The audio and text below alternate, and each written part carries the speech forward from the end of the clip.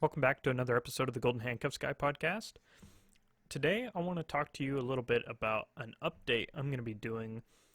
I do this update about once a quarter, and it's because I'm part of this mastermind. We meet up about once a quarter as part of this mastermind.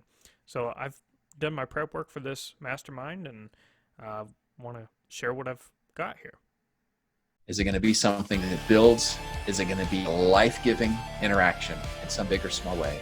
Or are they just going to be an accessory or even an obstacle? Get yourself uncomfortable. Do something that makes you not want to be there. Dude, I can't even imagine thinking the way that I used to think. We were living parts of our vision and we wanted more of it. Okay, so as I said, I've got this update as part of my mastermind, and what I do is I print it out and I have handouts for everyone in the room when we get to this mastermind. Everybody can take a look at it.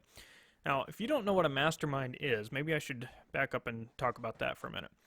A true good mastermind is something where you get a room of people, probably anywhere from 10 to 30 people is a good size, and they all have different problems of their own that they all bring into this room, and you each get your own time in like a focus time there to work on your problems. And it's very interesting what happens when you get into that sort of situation, because nobody in there is a unique genius or expert in and of themselves. But when you have this mastermind situation where you're coming in pants down type of honesty to the room, you start to spark different ideas. And somebody will say something or ask a question about something, and it'll spark a different idea that somebody else has. And you just keep getting this going around the room where all these ideas just keep building on top of each other. And what comes out in the result is this beautiful solution to the problem that you just presented. Now, it doesn't necessarily work if you're holding stuff back. And so it's very easy for people in the room to start to see, like, hey, he's holding something back there. Like, I'm gonna pick at that a little bit and try to see what's going on. What's this underlying fear that he has? And a lot of times when you get to start to pick at that and get to that underlying fear or problem or whatever you're actually holding back from, and that person can let go of that, they have a major breakthrough and their life starts to change in a major way. And that's happened for me and on many occasions, and it's happened for many of the others around in my mastermind as well. And you start to become a little bit of a family, because you become very close-knit when you have that kind of intimate situation like that. So, and I guess another interesting thing before I move on that happens is you have a tendency to try to defend what you've done, and you'll say like, no, you guys don't get it. This is a problem for me, and you're kind of blind to the situation. You can't see the forest through the trees, kind of thing. But every single person around you can see exactly what your problem is, and then it'll get to be the next person's turn, and now all of a sudden they're blind, and you just have this kind of goes around the room as well, of like, they're very good at being able to see into your problems, because they're taking the outside perspective. But then when the shoe's on the other foot, when it becomes their time, they have a hard time seeing it as well. And that's another point where we start to have these kind of breakthroughs in the room in a mastermind, is where, hey, we can see these problems and help each other out, and we stop being blind to what our problems are. So these masterminds are really great. It's part of my coaching group as well, that where this mastermind is. And if you're not already part of a mastermind or a coaching group, I'd strongly encourage you to look into that. It can really take your life in a great direction. But coming back around to my prep for it, I approached it this time as part of what came out of last retreat that I was supposed to focus on, or things that I wanted to focus on, things I wanted to do between last retreat and this retreat, and what is the problem that I'm bringing to this retreat that I need help solving.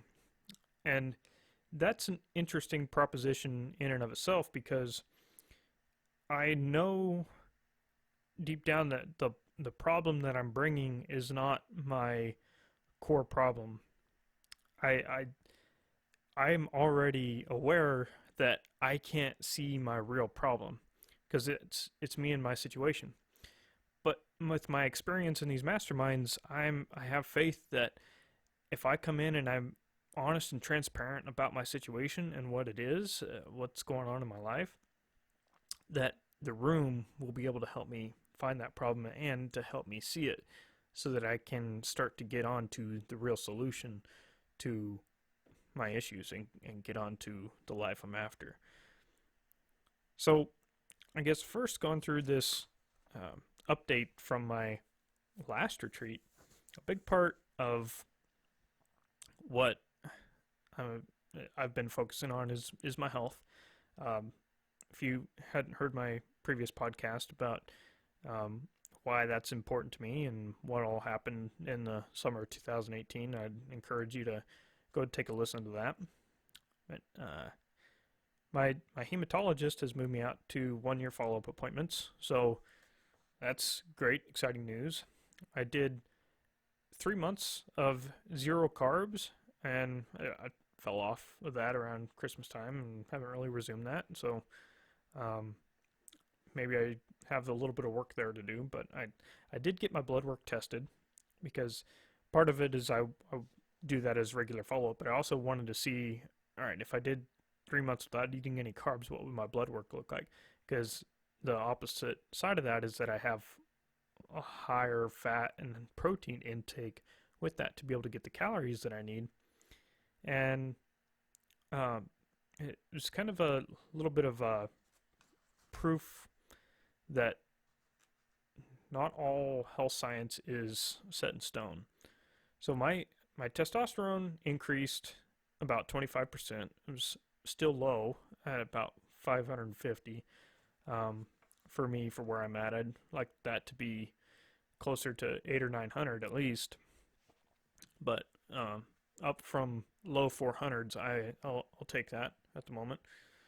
My triglycerides dropped 40 points. It went from 144 down to 104, and my triglycerides to HDL ratio is now at 2.0. So it's fantastic. I'm just highlighting three of the big ones here. My ALT, which is a liver enzyme, went from 30 to 118. Now, the top end of the range, I believe, was 29 on that. So I was already at the top end of the range before, but now I'm 4 times the top end of that range. So kind of been diving in with the doctors last week and a half, trying to figure out what's going on with that. What is the problem? Because none of the normal issues are coming up as that is something to point to the problem. So and the last thing in my health is I lost 15 pounds but regained 5 when I fell off of that zero carb diet. My family, our baby girl is healthy. I made a couple points here about Ashley. I won't dive into that, but she's doing well. And our girls are healthy and learning and have no issues. So overall, family's looking pretty good. Charity. So one of the things I wanted to do out of the last retreat was to look into seeing about if I can visit some kids that I support their education in developing countries. And the point of that was to really cement it in my mind that, hey, these kids are great. Actually have that experience there with them, to have that emotional trigger of why I am doing what I'm doing there with them. And I came up with an estimate of about $14,000 to go visit them. So I didn't really say like, hey, let's dive in and really go pull the trigger on that one. I'd say I probably dropped the ball on trying to take massive action towards getting that one done. Um, but at the same time, I'm not too worried about it. We'll see what the mastermind thinks. They may have a different idea about that one. And we had resumed tithing.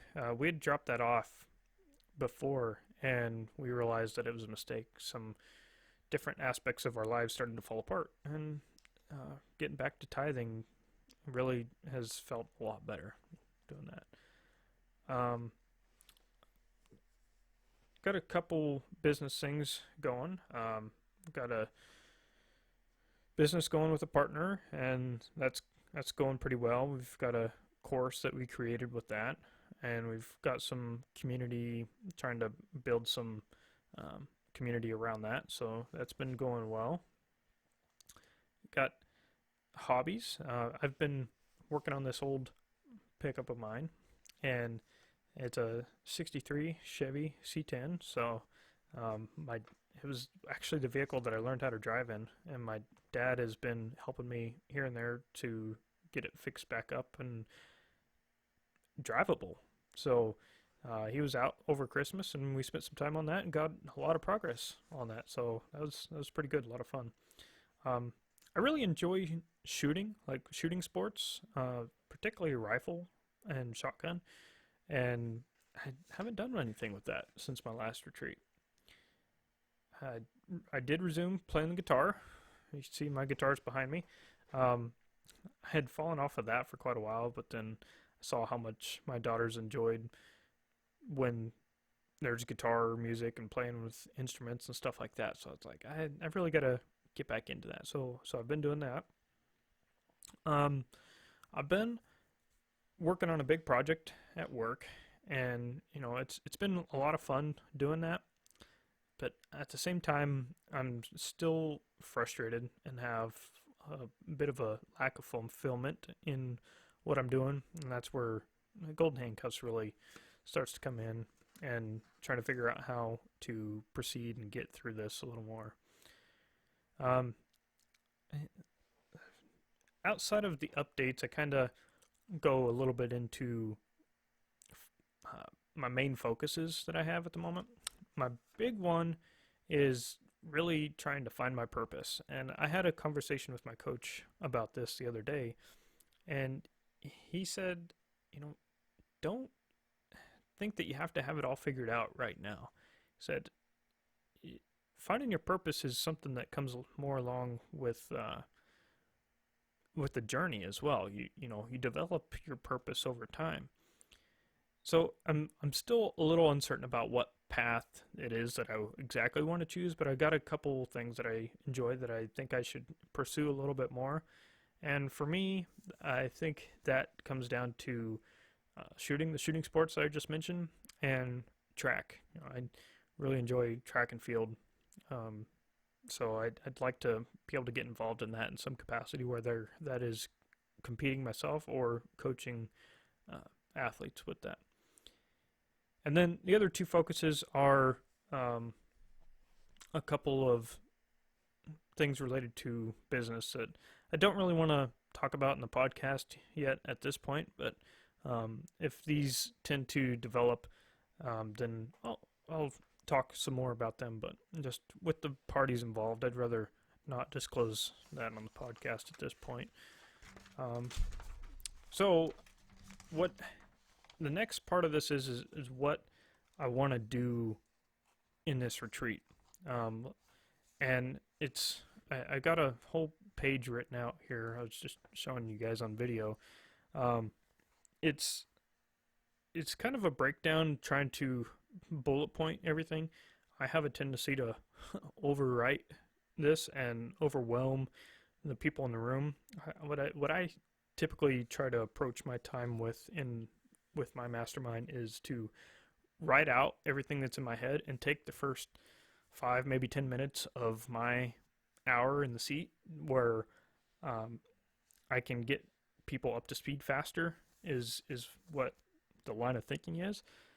Try to give them some background to what it is that I'm bringing to the table. So that's where this comes into play of what I'm writing down with this. Um, so with that overwhelm in the past, I decided to try to just bullet point it a little better and just touch on the ideas and be more concise with the point I'm trying to make. But really, the big part that I'm trying to get to with this retreat is to move from my current schedule to my vision schedule. And I have copies of each of those types of schedules attached to this page here. For those of you on video, you can see that. And what I'd really like to do with this, what I'm really getting at, is that I'd just be happy to incorporate more of my vision schedule into my current schedule. How can I take those elements that are, maybe it's something in the middle of the day when I'm currently at work that needs to be put at a different place, a different time, or just done in a completely different way to still get what it is that I'm really after with this. So I don't want to wait until someday to be able to do this. I want to do that thing now and get that enjoyment now and enjoy my life along the way and stop putting it off.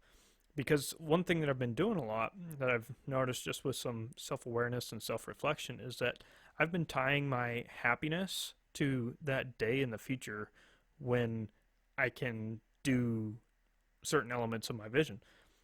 So I'm trying to really reach out and grab that happiness in the future and pull it to me, pull it to my current time.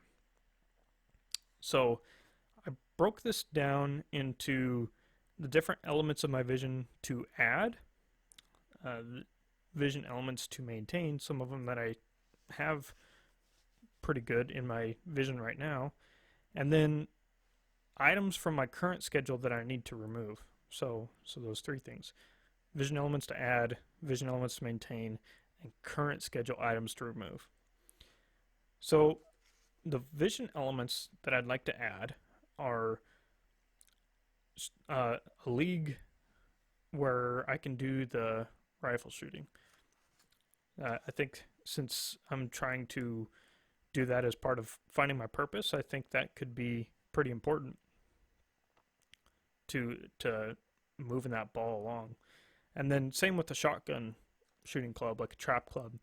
If you've ever shot trap or skeet, you kind of have an idea of what I'm talking about with that. And my two big hurdles with that is just time and money, as always, and those are really pretty easy excuses.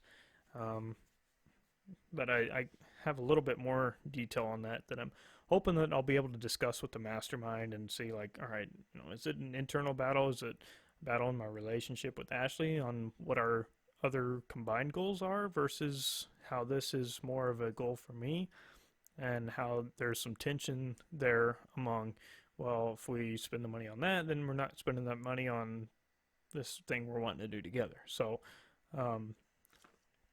that's where a mastermind can really help give you some different perspective on that as well. So reloading and gun work. So I reload my own ammunition for the rifle shooting. So if I do more shooting, then I'm gonna need the time to be able to do that as well.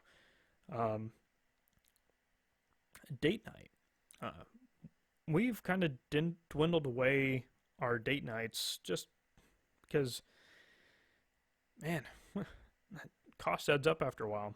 So that is a pretty lame excuse. We can definitely find ways to get dates for cheaper. I think the real issue there is being intentional about it. Being intentional about having date nights and being creative. We were getting creative with finding different ways to have a date night at home, and then we won't have to have a babysitter. We put the kids down for bed, and we go and we have our date night at home. We make a special supper. We'd already pre-purchased a special dessert, so then it's all food from the grocery store, so it's already cheaper, and just all around still able to have the fun without the same level of expense. There's an event that I'm wanting to put on for my church. I'm still in the process of developing that program, so I need to find a way to incorporate getting that processed excuse me, and get that onto my schedule. Coaching track. I put it down as coaching track. I know I mentioned before competing as well, but I think the coaching is the element that I'm a little more attracted to at the moment, so I really haven't done anything towards that effect yet. So maybe the mastermind can help me brainstorm some ideas of ways to do that. Family travel. So this is part of the schedule that I have on there. Basically, all day Saturday is what I have blocked out to travel in my schedule. And I'm not saying to travel to Europe kind of thing, just travel around locally. Go what sites and parks and national parks and museums, what kind of fun stuff can we go see just as a family. And then that's pretty much it for vision elements to add. Vision elements to maintain. The first thing is going to church on Sundays. I'm pretty set on that. May have to move around the time a little bit with that for some of the other stuff I'm wanting to do. I'm not too sure how I feel about that. One part of it is it doesn't really matter what time I go. The other part of it is I got to stay away from putting church second to my other hobbies. So when I create my vision schedule, church is the first thing to go on there, and then everything else is built around that. Second one to maintain is my miracle morning. Not really currently having any issues with that. Waking up at 4 o'clock and actually taking about 2 hours to do my miracle morning, and it's going well. Enjoying it. So no current issues. Exercise. I have definitely fallen off of exercise, and in my vision, I'm doing this right before lunch in the middle of the day. But I could do this during my miracle morning, and I have it on my current schedule as later in the day, like 5 o'clock, but I'm not really adhering to that. I'm not really taking that in. So that's something that I need to maintain on there, but I also need to follow through with it. And then family time and time with the kids. It's currently in the evening. We do that every evening. Basically, you have supper together, play together, read together, and then we get ready for bed. And get the girls ready for bed, at least. And I'd really rather do that in the morning. I think everybody's more awake, less cranky, just slept all night, and I think it could be a lot more fun. So if I could find a way to do that, I think that would be more preferable. So that's all that I want to maintain. Now, the next section is the items that I want to remove. First one, job. Who doesn't want to retire, right? But this really, when I look at my current schedule, it is the biggest time part of it. And if I could find a way to do this without, I'm okay with that time if I could be more fulfilled. I'd like to cut it back, but getting the fulfillment is really the first big step for me. Working on something that's really not draining to me, and maybe some of the side business stuff could really help with that as well.